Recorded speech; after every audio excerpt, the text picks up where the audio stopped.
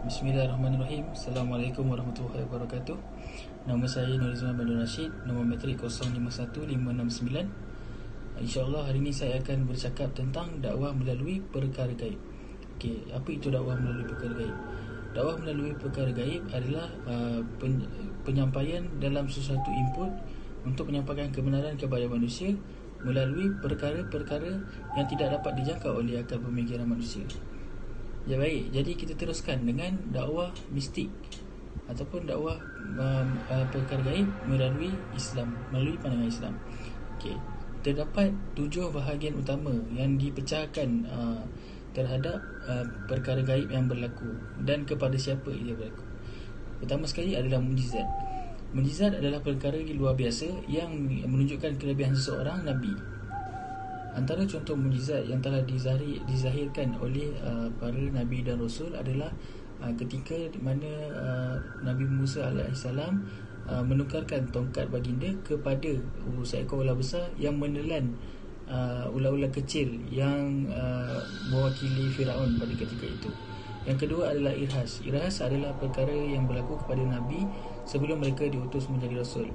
Perkara ini telah berlaku ketika Rasulullah SAW masih kecil dan diutuskan Jibril oleh Allah SWT untuk membelah dada Nabi Muhammad SAW dan membersihkan hati Muhammad SAW.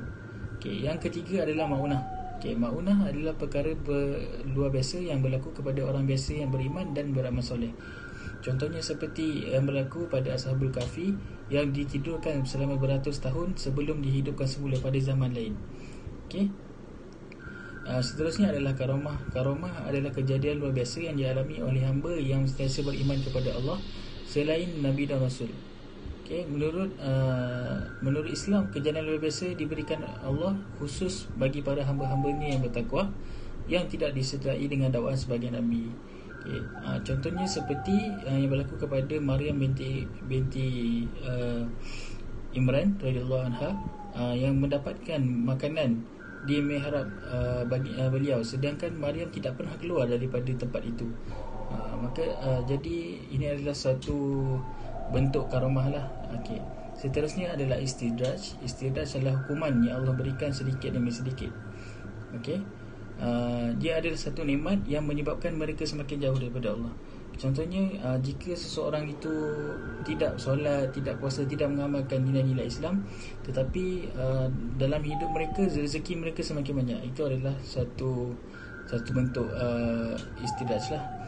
Okey, yang seterusnya adalah ihana. Ihana adalah perkara luar biasa yang dizahirkan oleh Allah SWT kepada mereka yang mendakwa dirinya Nabi.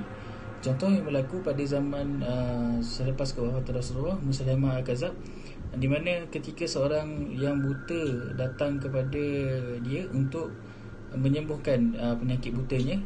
Jadi apa yang berlaku adalah mata yang tidak buta pun menjadi buta. Itu adalah ihanah.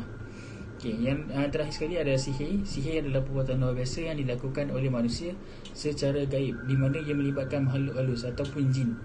Okay. Dia adalah perkara luar biasa yang diperolehi dan dengan dipelajari daripada syaitan ataupun bekerjasama dengan syaitan. Jadi perkara ini adalah yang kita masih boleh lihat pada zaman sekarang, masih lagi berlaku dan tidak tahu pengakhirannya bila. Apakah hukum menggunakan khidmat jin? Okey, Islam melarang umatnya daripada mengambil atau menggunakan khidmat jin. Okey, Muzakarah Fatwa Kebangsaan Malaysia telah mengharamkan penggunaan khidmat jin untuk menyelesaikan suatu masalah. Jadi sebagai umat Islam, kita haruslah berpegang kepada Al-Quran dan Sunnah dan menggunakan menyelesaikan masalah melalui saluran yang sebetulnya, bukan sebaliknya menggunakan khidmat jin untuk mencari penyelesaian yang mudah.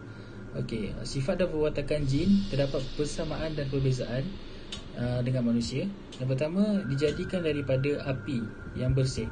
Okey, diciptakan oleh Allah SWT lagi awal daripada penciptaan manusia. Seterusnya, jin dapat melihat manusia, tapi bagaimanapun manusia tidak dapat melihat jin. Okey, mereka juga boleh berubah rupa dan bentuk.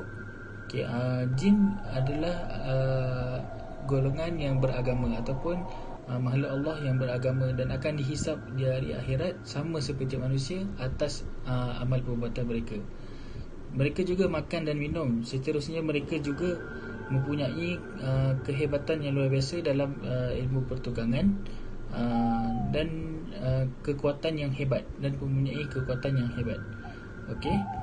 Sebagai kesimpulan, kita sebagai orang Islam perlulah memahami apa yang dimaksudkan dengan mukjizat, karamah, maunah, istidraj, ihanah dan sebagainya untuk membezakan antara istilah-istilah tersebut.